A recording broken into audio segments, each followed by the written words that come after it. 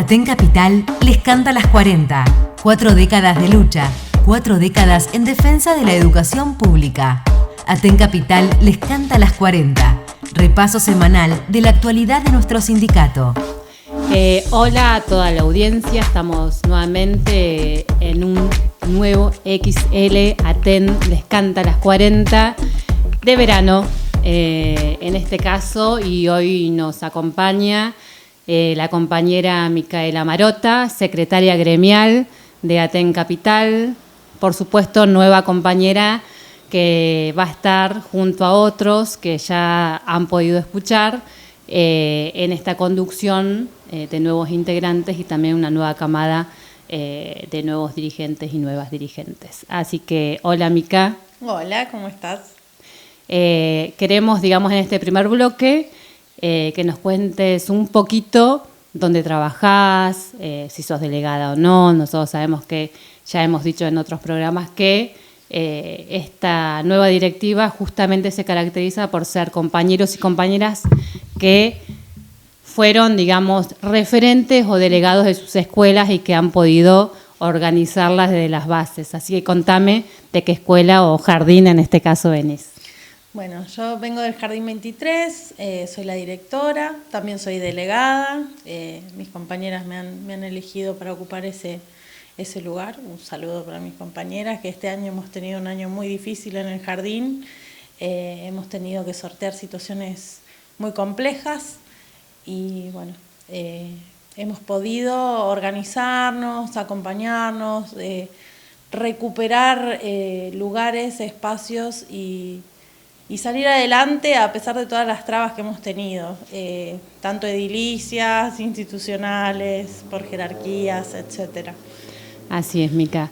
Creo que Micaela, la compañera gremial de Aten Capital, justamente es una compañera que ha sido, digamos, un referente, pero no solamente docente, sino de directivo en su jardín, y ha mostrado cómo se dirige justamente una institución para poder organizar tanto a las compañeras como a las familias. Sí, exactamente. El Jardín 23, bueno, tiene una historia muy difícil que atravesó justamente en el año 2023 y la verdad es que este año el trabajo fue en conjunto y se pudieron conseguir distintas cosas que eran necesarias para el jardín junto con el acompañamiento de las familias del jardín. Así es, Mica. Bueno, y ahí estuvo Aten Capital también con la referente en su momento, que era Patricia Jure. Bueno, ahora vas a seguir vos en su lugar, incluso en la zona que ella recorría, seguramente. Sí, exactamente. Patricia fueron al consejo junto con las familias. Fue todo un trabajo de acompañamiento que es súper necesario, porque bueno, a veces las compañeras necesitan que esté el gremio presente para poder sortear diversos obstáculos y siempre está. Así es, y continuaremos seguramente el mismo, digamos, modelo sindical, como lo hemos dicho, tanto en la campaña y ahora en la asunción y cómo estamos, digamos, desarrollando ahora en este verano todas las políticas gremiales.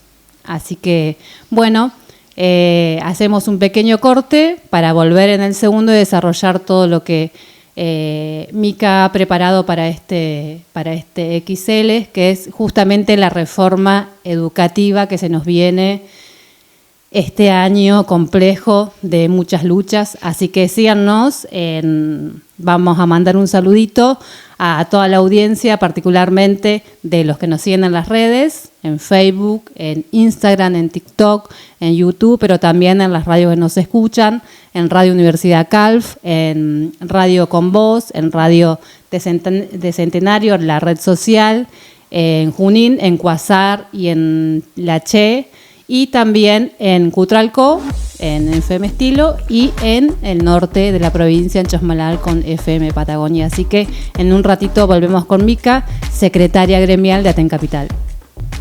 Afiliate a Aten, el sindicato único de trabajadoras y trabajadores de la educación. Recuperemos Aten para construir un sindicato provincial, independiente, democrático y de lucha, que derrote el ajuste de Milei y Figueroa, en defensa de la educación pública, el salario, la jubilación y las condiciones laborales. Pedirle la ficha a tu delegado, delegada o referente. Aten Capital en lucha.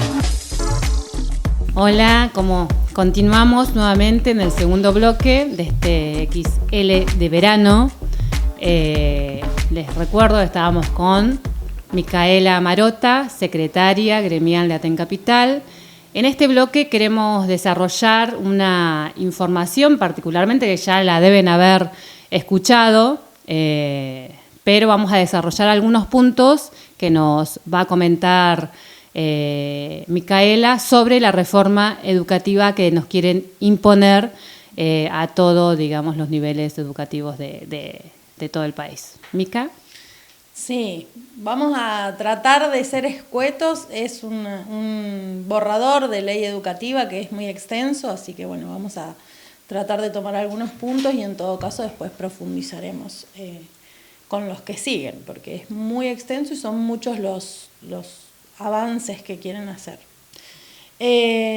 Bueno, en este borrador de reforma educativa, en primer lugar, la primera situación que llama mucho la atención es el nombre, Ley de Libertad Educativa.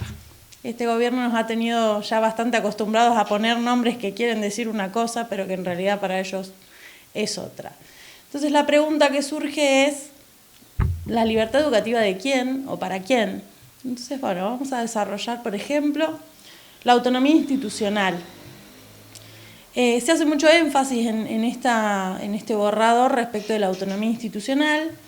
Se habla de contenidos mínimos comunes que van a ser comunes a todas las provincias y a nivel país, y habla una cantidad de horas respecto del tiempo que debería utilizarse para esos contenidos mínimos comunes. Pero al final de la ley, en el artículo 161, habla de 180 días hábiles cuando son, por ejemplo, para nivel inicial, sí, que es en el que me desempeño, son 124 para los contenidos mínimos comunes. Entonces, el tiempo restante queda, son casi 2 meses y medio, queda dentro de un proyecto que tiene que responder al ideario institucional. ¿Esto qué quiere decir? Que cada institución, pública o privada, va a poder decidir sobre esos contenidos y, por ejemplo, puede instaurarse la educación confesional dentro de la escuela pública, que es algo que al momento no tenemos. Y esto habla de una gravedad porque nosotros siempre estamos diciendo que la educación tiene que ser gratuita, laica y pública. Entonces, abrir esa puerta no solo a la educación confesional, sino a otro montón de contenidos que se pueden generar en ese ideario institucional que van a depender de otras personas, y ahora lo vamos a desarrollar un poquito más. A su vez, dentro de esa autonomía institucional, habla de la autonomía de nombrar, sancionar o despedir al personal docente y directivos de las instituciones.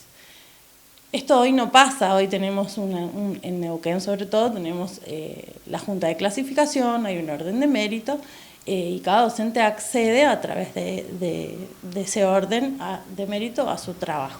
Entonces hay un estatuto docente que respalda, digamos, que estemos hoy en el aula o en las salas dando clases, ¿no? Exactamente. En este caso queda a criterio de los equipos directivos, consejos de padres, porque además atrasa también ahí, habla de padres, no de familias. Entonces el criterio puede ser muy ambiguo, no necesariamente tiene que ser un criterio pedagógico, puede ser el que utilice el grupo de familias que estén en ese consejo de padres. Esto es un claro ataque a las condiciones laborales, entonces es una ley de reforma educativa y laboral también. También habla mucho y hace mucho énfasis en la educación virtual, la educación en el hogar, la educación híbrida, y acá se pierde la socialización, la posibilidad de los estudiantes y las estudiantes de socializar fuera de su ámbito familiar, e incluso poder desnaturalizar algunas prácticas que en los hogares se hacen de alguna manera, y puede ser que yendo a la educación pública o privada, pero socializando con otros, puedan incluso hasta a veces detectarse situaciones de abuso que han sido naturalizadas. Entonces, deja en un nivel de vulneración a muchas infancias o adolescencias que en una educación en el hogar o virtual eso no podría ser detectado. Por otro lado, el financiamiento de esta ley habla de financiamiento directo e indirecto. ¿Qué quiere decir financiamiento directo e indirecto? El directo es, bueno, el Estado financia, como hasta el día de hoy, las instituciones educativas. Y el indirecto es que puede venir una persona, una empresa, un grupo, como el Grupo Techín, Paolo Roca, y decir, bueno, necesito desgravar mis impuestos, entonces voy a hacer un aporte. ¿A dónde? Y no sé, vamos a ver qué ideario educativo me sirve más o me conviene más o me gusta más. Y entonces va a depender ese financiamiento de las personas que tengan el dinero de hacerlo, va a beneficiar a grupos empresariales. Exactamente. Y las instituciones a su vez se van a ver como su ideario institucional va a depender también del financiamiento que consigan, porque no va a ser tan fácil poder resolver todas las situaciones institucionales que se requieren con el presupuesto que va a haber. Entonces, bueno, ya hay una libertad que es para las familias, la libertad de los empresarios, la libertad de los grupos clericales o de educación confesional. Hasta ahora, libertad para los trabajadores o para los estudiantes no se ve. Bien regimentado tienen incluso hasta, digamos, nuestro trabajo, si podemos o no continuar en él, como nosotros hoy tenemos la estabilidad a partir de las titularizaciones o tenemos el derecho de traslado ya cuando gozamos el derecho a titularizar y tener esa estabilidad, ¿no? Por lo menos en los niveles que estás vos, que es el de inicial y el primario y especial que se hace todos los años y seguimos exigiendo el de nivel medio y el de nivel superior. Exactamente. Bueno, a su vez también respecto del financiamiento, el artículo 167 modifica el artículo 10. Hay muchas modificaciones de artículos de otras leyes, hay derogaciones de leyes que no vamos a entrar ahora porque no nos va a alcanzar el tiempo, pero es importante que los compañeros y compañeras sepan. Por ejemplo, la Ley de Financiamiento Educativo, que es la 26.075, en el artículo 10 se ve modificada. Trata de hacer una igualdad entre el financiamiento de educación privada y pública. Exactamente. Todos sabemos que la educación privada tiene un financiamiento estatal y a su vez cobra una cuota. Entonces, no es cierto que va a ser igual, no es cierto que va a ser equitativo, porque las instituciones públicas van a contar con el mismo dinero que las privadas, que a su vez tienen más dinero. Esto atenta nuevamente contra la educación pública. La financiación va a ser muy escasa y se benefician nuevamente los grupos empresariales, las instituciones educativas confesionales, que bueno, tienen distintas instituciones educativas confesionales que a su vez van a cobrar una cuota también. Y más se relaciona esto con la ley de presupuesto que se aprobó en diciembre, donde ya no venían aplicando el 6% del PBI y ahora lo bajan, digamos, al 0,73%, donde es miserable y todos la mayoría, digamos, de diputados y también de senadores aprueban esta ley a la baja, digamos, en detrimento de la educación pública justamente. Exacto. Así que nuevamente la libertad sigue sin ser la que estábamos pensando que era cuando se habla de libertad, ¿no? Después, algo que es muy grave también es que en el artículo 48 del capítulo 5 se habla de la educación como un servicio esencial. La educación hasta el momento es un derecho humano y un derecho de las infancias y las adolescencias. ¿Qué significa un servicio que sea un servicio esencial? Un servicio esencial es como un hospital que tiene que cubrir unas guardias mínimas, entonces tiene que estar todo el tiempo brindando ese servicio. Al nombrar la educación como un servicio esencial, esto ataca claramente el derecho a huelga. Nuevamente otra libertad que no vamos a tener. Y esto no es nuevo, esto ha pasado y viene pasando históricamente, gobierno tras gobierno, que han tratado de vaciar la educación pública, han tratado de coartar los derechos de los trabajadores. Entonces esto no es nuevo, pero es muy grave.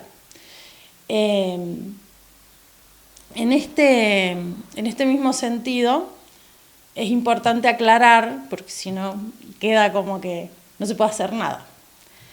En esta provincia, en Neuquén, en 1997, hubo una lucha muy, muy grande que logró frenar una ley educativa, que era la Ley Federal de Educación.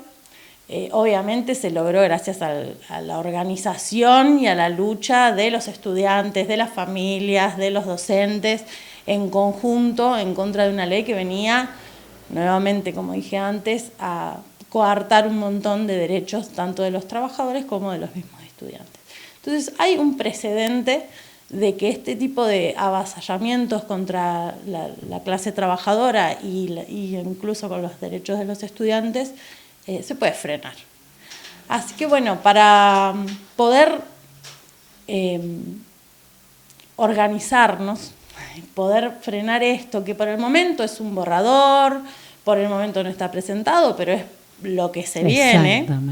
Y no es solo del gobierno nacional, los gobiernos provinciales, muchos de ellos han estado de acuerdo con esta presentación, y sabemos que hay muchos gobernadores que van a estar a favor.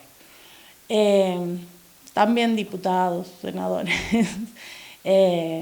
Claro, acá Rolando Figueroa, con todo su séquito, digamos, tanto en el Congreso de la Nación como en senadores, le han dado el ok a todas las políticas del gobierno de Milei.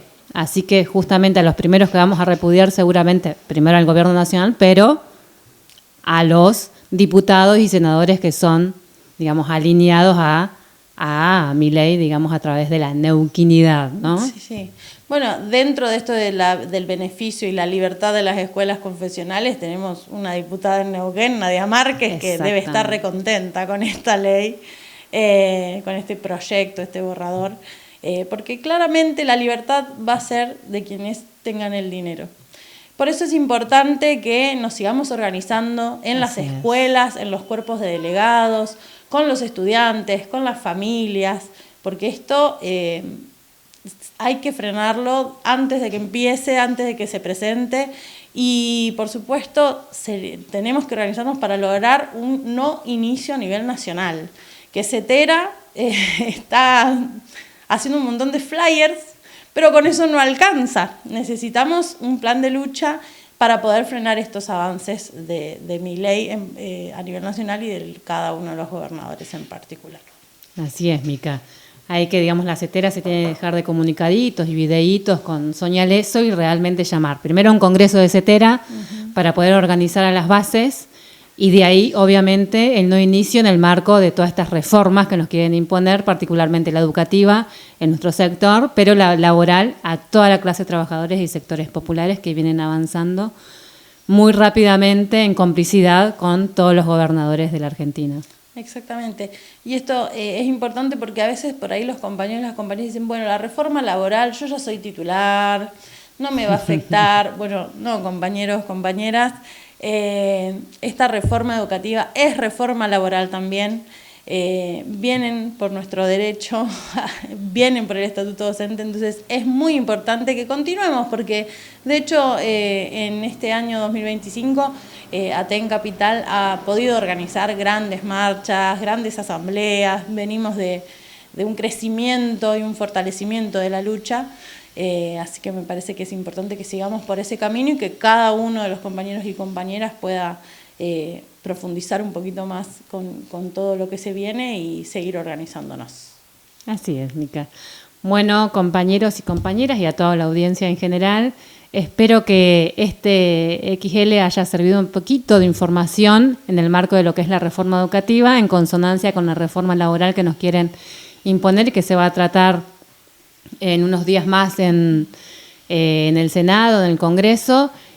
Así que estemos atentos a todo lo que digamos, vaya saliendo y estar pendiente a alguna acción que vaya a poder generar, siempre de las bases, como hemos dicho, y de los sindicatos combativos como ATEN Capital y todas las seccionales opositoras al TEP, que lamentablemente su referente máximo, que es Gualiardo, también que está en la CETERA, debería ser, digamos, uno de los que tendría que estar llamando al Congreso, digamos, a otras congresales de CETERA, ¿sí? Así que bueno, Mica, gracias por acompañarnos en este XL y continuamos, obviamente, descansando los docentes y las docentes, entre comillas, ¿no? En un verano bastante caldeado, digamos, de mucha información para poder escuchar. Así que gracias, Mica. No, gracias a vos. Un saludo, nos encontramos en el nuevo XL de la próxima semana. Afiliate a ATEN, el Sindicato Único de Trabajadoras y Trabajadores de la Educación. Recuperemos ATEN para construir un sindicato provincial, independiente, democrático y de lucha, que derrote el ajuste de Milei y Figueroa, en defensa de la educación pública, el salario, la jubilación y las condiciones laborales. Pedile la ficha a tu delegado, delegada o referente. ATEN Capital en lucha. Esto fue ATEN Capital les canta las 40. El repaso semanal de la actualidad de nuestro sindicato.